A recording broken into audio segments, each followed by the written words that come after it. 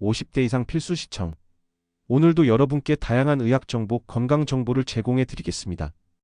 안녕하세요. 의료백과사전입니다. 안녕하세요, 여러분. 저는 25년간 정형외과 전문의로 일해온 의사입니다. 오늘은 많은 분들이 헷갈려 하시는 두 가지 관절염에 대해 이야기해 보려고 해요. 어머, 의사 선생님. 저 무릎이 아픈데 이게 퇴행성인지 류마티스인지 모르겠어요. 이런 질문을 정말 많이 받거든요. 특히 우리 어머님들이 나이 드니까 관절이 아픈 게 당연하지 뭐 하면서 넘어가시는 경우가 많은데 오늘 이 시간 이후로는 그런 일이 없으실 거예요.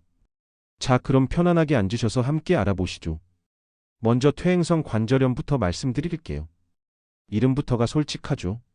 퇴행성이라는 게 나이가 들면서 자연스럽게 생기는 변화라는 뜻이거든요. 마치 우리 얼굴에 주름이 생기는 것처럼 관절의 연골도 오랫동안 사용하다 보면 탈아 없어지는 거예요. 60년, 70년 동안 우리를 위해 일해온 무릎 관절에게 수고했어 고마워해야 할 정도죠. 퇴행성 관절염의 특징을 알려드릴게요. 주로 50세 이후에 시작돼요. 많이 사용한 관절부터 아파요. 무릎, 엉덩이, 손가락 끝마디가 대표적이죠.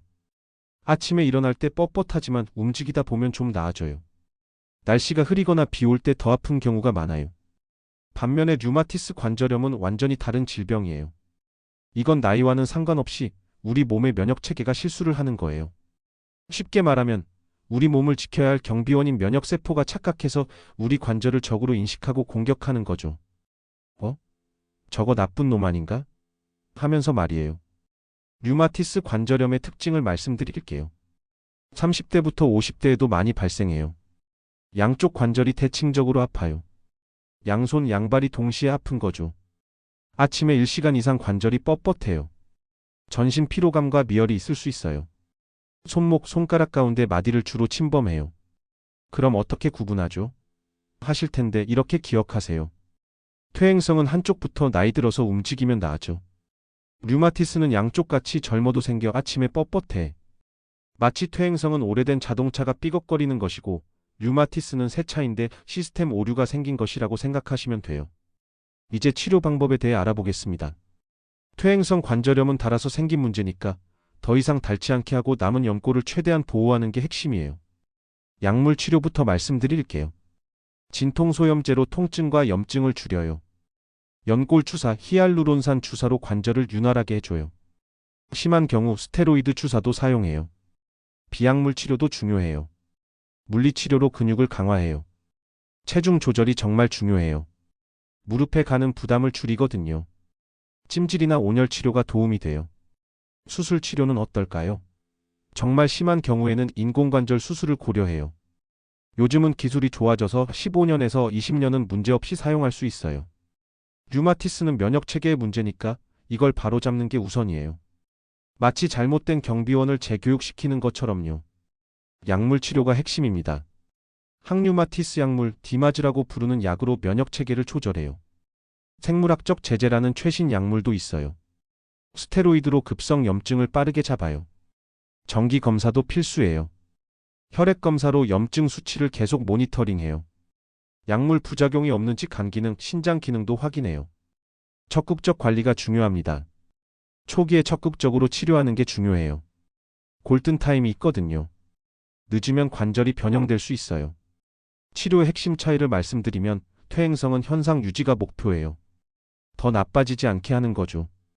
류마티스는 질병 활성도 억제가 목표예요. 아예 진행을 멈추는 거예요. 이제 예방법에 대해 알아보겠습니다. 미리미리가 최고죠. 퇴행성 관절염 예방에서 체중 관리가 1순위입니다. 몸무게 1kg이 늘면 무릎에는 3배에서 4배의 부담이 가요.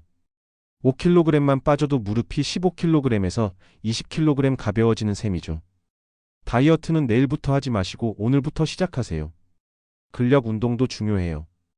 허벅지 근육인 대퇴사두근이 무릎의 충격 흡수 장치예요. 계단 오르기, 스쿼트 등이 도움돼요. 올바른 자세를 유지하세요. 쪼그려 앉기, 양반다리는 피하세요. 의자 생활을 습관화하세요. 무거운 것 들 때는 허리가 아닌 다리 힘을 사용하세요. 안타깝게도 류마티스는 예방법이 명확하지 않아요. 면역체계의 문제니까요. 하지만 위험 요소는 줄일 수 있어요. 금연은 필수입니다. 담배가 류마티스 발생 위험을 2배에서 3배 높여요. 담배 한 대 피우면 관절 하나씩 아파진다 생각하세요. 스트레스 관리가 중요해요. 스트레스가 면역 체계를 교란시켜요. 요가, 명상, 취미 활동으로 마음을 편안하게 하세요. 감염 예방도 중요합니다. 목감기, 장염 등도 면역 체계를 자극할 수 있어요. 손 씻기, 마스크 착용으로 감염을 예방하세요. 자, 이제 실제로 따라할 수 있는 운동을 알려드릴게요. 의자에 앉아서도 할 수 있는 쉬운 운동부터 시작해보죠. 의자에 편안하게 앉으세요. 등받이에 기대셔도 돼요. 발목 돌리기를 해보겠습니다. 오른발을 살짝 들어 올리세요. 10cm 정도면 충분해요. 발끝으로 허공에 큰 원을 그려보세요.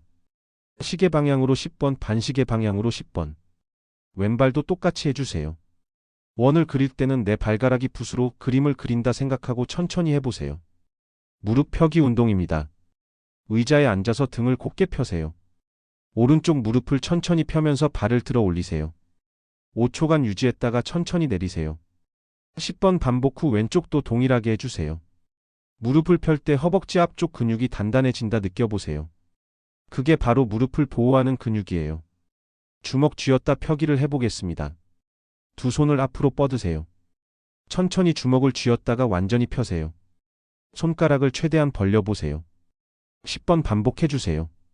손목 돌리기도 해보겠습니다. 양손을 가슴 앞에서 만나게 하세요. 손목을 중심으로 원을 그려보세요. 양방향으로 각각 10번씩 해주세요. 목 스트레칭을 해보겠습니다. 고개를 천천히 오른쪽으로 기울이세요. 10초간 유지하세요. 왼쪽도 똑같이 해주세요. 앞뒤로도 천천히 해보세요. 목을 돌릴 때는 거북이가 목을 내밀었다 들어갔다 하는 것처럼 천천히 해주세요.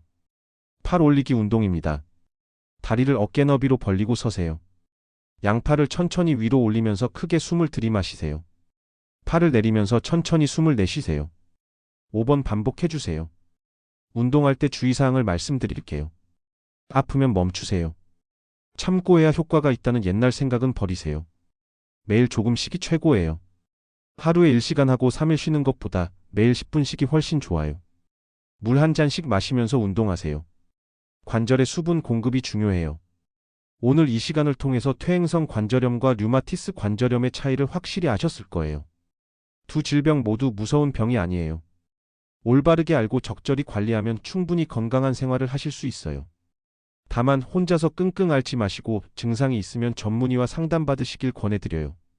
특히 우리 어머님들 나이 들면 원래 아픈 거야 하면서 참지 마세요. 요즘은 치료법이 정말 좋아져서 80세에도 등산하시는 분들이 많거든요. 그리고 오늘 알려드린 운동 집에서 꼭 해보세요. 텔레비전 보면서도 할 수 있는 쉬운 운동들이니까 부담 갖지 마시고요. 건강한 관절로 손자, 손녀들과 뛰어노는 그날까지 우리 함께 노력해보아요. 지금까지 의료백과사전이었습니다. 오늘도 쌩쌩하세요.